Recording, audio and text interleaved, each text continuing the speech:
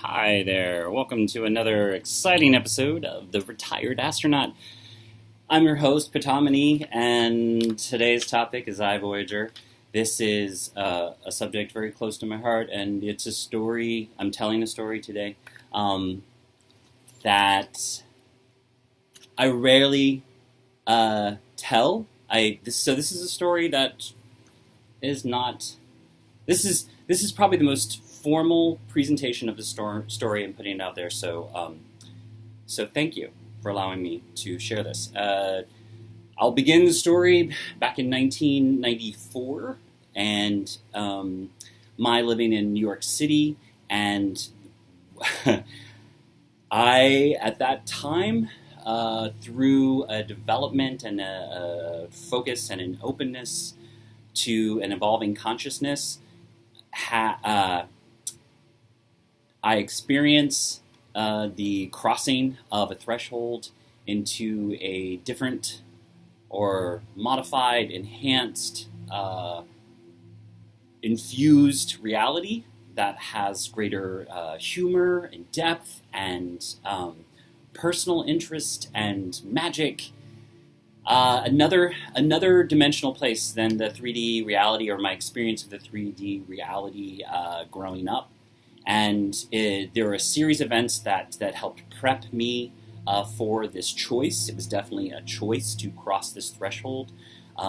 These wonderful things kept occurring, these insights into consciousness, and these and it was in many different ways. It was exchanges with people. It was I happened to come across or hear someone singing music, sitting on a mailbox outside my window when I was living in Brooklyn. It was conversations that I was having with people on the street. It was it is this awareness of a reality that is just right there in front of me all the time, and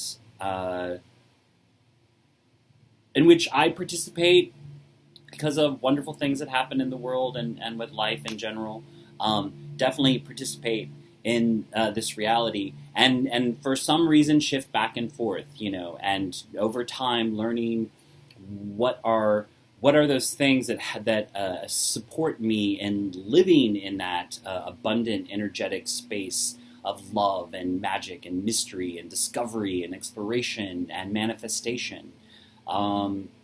So exactly what happened during my journey is not as important as the lessons that I learned. I can tell many stories about the specifics and the events, and when properly,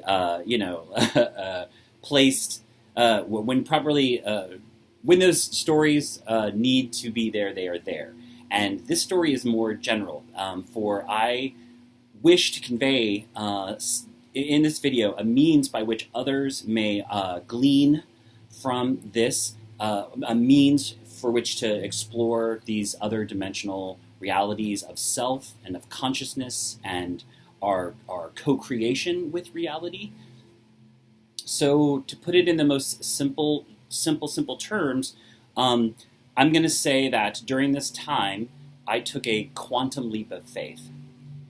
And it's requiring my unveiling the things in the world that I fear the most, walking toward them, or as Rob Bresney wrote in this column at the time, if a dog is barking, call for it. So rather than like seeing those things in the world and be like and just putting energy into just avoiding, rather like opening myself up to like, okay, what is this? What is there even to be afraid of? And by so doing, really establishing a stronger connection with my higher self and with guidance, to where I can take a long walk and be in conversation with a higher intelligence that is loving and guiding and supporting and directing in the most creative and wonderful ways, where just like I stay open. And I experienced this in New York City. I live and this time on the streets for many months, the winter of 1995, I decide to embrace what I feel is before me, walk away from everything. I give up everything. I go to zero. I leave pretty much all my belongings behind. Circumstances coming together where this path is laid before me. I choose to take it. I take what I believe I need, just enough to carry really on my back, and I depart. And I am gone for months. And not gone at the same time. I'm around, I see people, I see all my friends and all that sort of stuff. And the experiences that I'm having, though, are very different. I experience invisibility to a certain extent. I experience speed and incredible momentum. I experience manipulations of time, where instead of you have a great time and it goes by very quickly, I can experience time where time just seems to be where I'm still experiencing just like this most incredible joy, and time feels like it's barely moving, and getting to savor within time these wonderful, incredible experiences, and having relationships, connections with all kinds of people, strangers that I'm meeting who are giving me little clues, and we're exchanging information, and they're performing important information for me, and or even if we're not interacting, I'm more aware of what's around me, and how my thoughts are connecting to this conversation that is occurring, that drifts by, or a music playing out of a car, or a work person, like performing, surveying on a corner, things such as this, and really understanding that this is the communication I'm having with the great beyond, with higher intelligence. For me, it comes in in these forms that are in alignment with my subconscious. So I might say, in this reality, things play out this way, and they are this way, and yet that's very personal to me. It has to do with my own patterns of consciousness, the things that I have had interest in and explored during this lifetime up to here, my 50 years now. So how my communication with the universe is very different than, say, how someone else's might be. However, when I hear other people's accounts of expanding consciousness, there are definitely things where I'm like, oh yeah, that's a part of bringing myself into this, what Don Juan in the books by Carlos Castanedas calls the second attention. So bringing attention consciously in a different way, like really through this awareness of pain, of providing, of giving this attention to the world around me. Then in turn, I'm able to receive this incredible reflection. This is fun. Incredible reflection of light and consciousness and intelligence that comes back to me, that is informing me about what's going on. Better helping me understand what's going on inside me, helping me better understand my desires, helping me better understand where these places that need release. These places where I have imposed limits, where there are beliefs that are needing to be healed, and this is need to stay up with my notes. This is a beautiful, very, very personal conversation, individual conversation between myself and Creator. So out there for months, and afterwards, I was seeing a therapist for about a year because I am so excited by what the experience that I want to share with other people. And in my sharing with other people, there's there's responses that there were responses, like people were just like, no, that can't be true. That can't be true. This can't be happening. Like the things I'm describing. So over that year, in sitting with those experiences and beginning to study historical texts to find context in other cultures and other descriptions for that experience, I come across this beautiful phrase. It rings really, really true. It comes to me in meditation. There is thinking in my head of, this is a special calling, and at the same time, the communication I'm receiving through spirit is like, no, you're becoming human. Human is actually, your concept of a human is changing, and you're actually being born into this, into this fullness that is the expression of humanness, that you've only, until now, only you have, only until now you are barely, tasting it, and now, this fullness and the richness of this flavor is coming forward. So I am in this period of reflection, about a year long, staying with the experience, and at the same time experiencing reflections, and witnessing the reflections of doubt, within and without. And so there then becomes a place and time where I determine I will go back, I will cross this threshold again, I will come back with proof. It was like, I'm gonna go to Narnia, and I'm gonna get, the robe or whatever. I'm gonna get whatever, treasure or whatever, and bring it back to this reality, the 3D at that time, and prove to myself and prove to others who made out. And yet I did this, and I did not I crossed over. I went for, I was gone for about a week, Earth time. It was an important journey, the second one that I took. I'm seeing myself on a vision quest, and in order to cross the threshold, from prior experience, fearlessness, absolute fearlessness is required.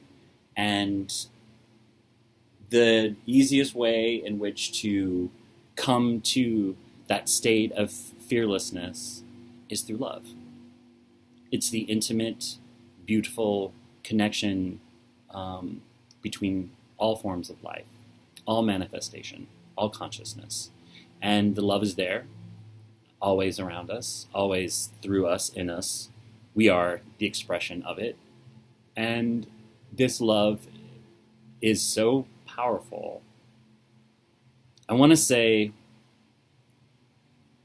unimaginable, and yet it is the imaginable. So our limits within the experience of this love are only the limits of our imagination.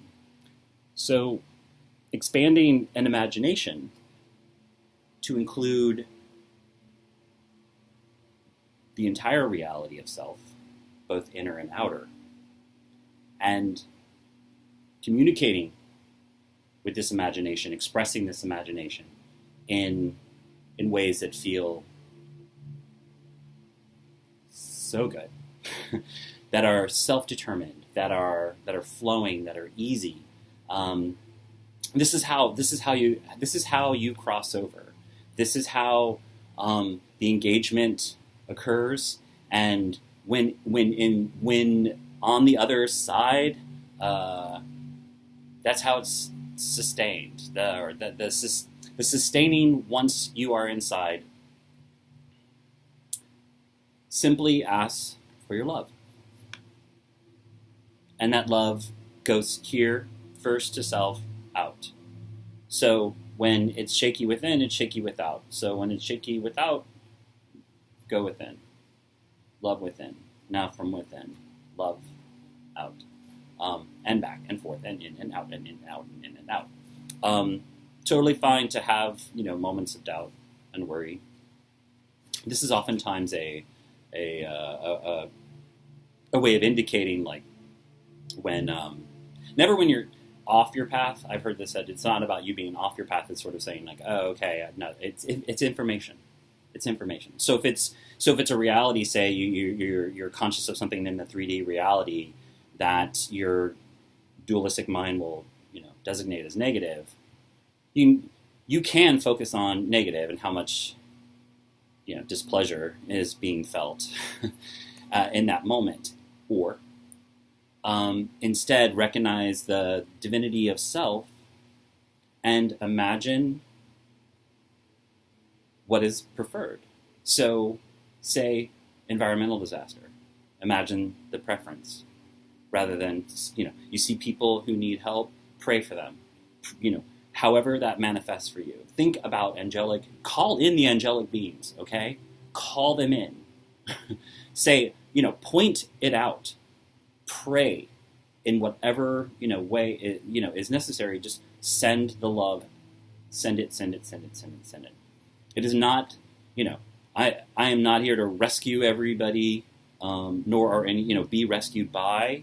And still, these dynamics, the victim, perpetrator, rescuer, that triangular, configuration, transcending that, understanding its value and the lessons we can learn from that configuration, loving that and letting it go.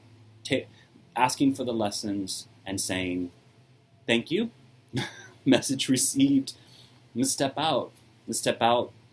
And find other means for loving this world, for loving myself, which is the same as this world, for tending to, the 7 ways of walking, women, and the children, and this earth, and each other, and elders, and being conscious and awake and aware and loving to these essential aspects of life. This planet is incredible. This is our mother. We do not exist without her.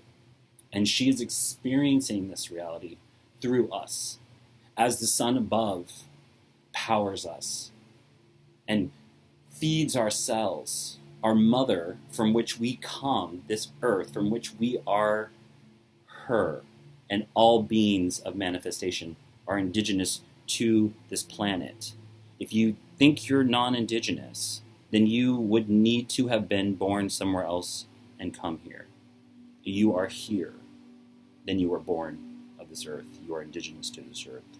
Now there are places on this earth that speak to us and our ancestors and their walk on this planet. There's a thing of place. This is very powerful.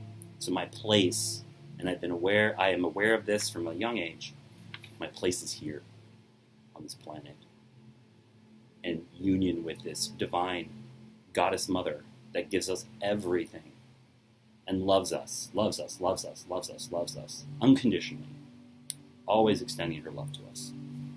So, in this journey, the one where a week-long vision quest, again, many stories, and most important, trust, flow, everything's going to be okay. Trust, flow, allow the magic to happen. Allow it. I met some wonderful beings on this visions quest. I was able to recapture a lost child, my own lost child.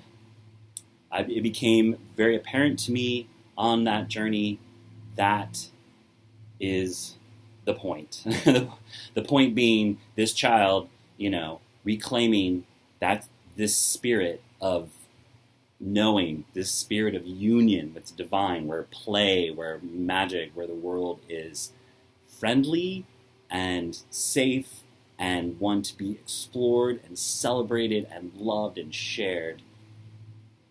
I find him there, and I bring him out with me. and I nourish this child, this spirit within me for decades, and he shows me a world that I can only dream and now can live. So, crossing over, going through, and during I want to add. So during the process, I do encounter archetypes and beings with which to have exchange of information in order for guidance.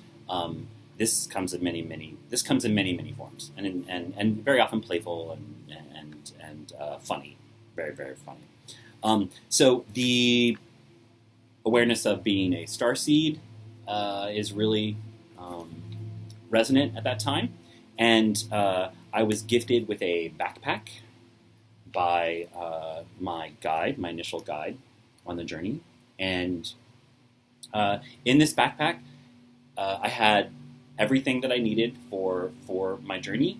And at the end of my journey, I released everything from the backpack, and then over the years, as a new journeys began, and a really big journey, my preparing to go to Hawaii.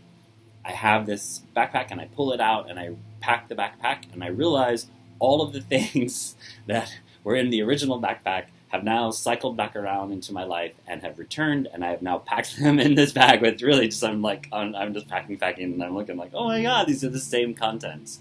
So from this trip, from this vision journey, vision quest I take, this walkabout in 1990, what was that, 96, in 2003.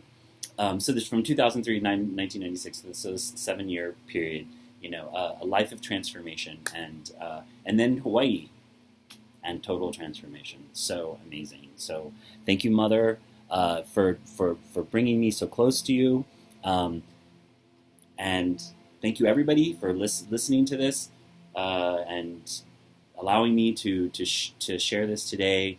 The Voyager. I wish everyone love, light, and happiness. Thank you very much for watching. Namaste.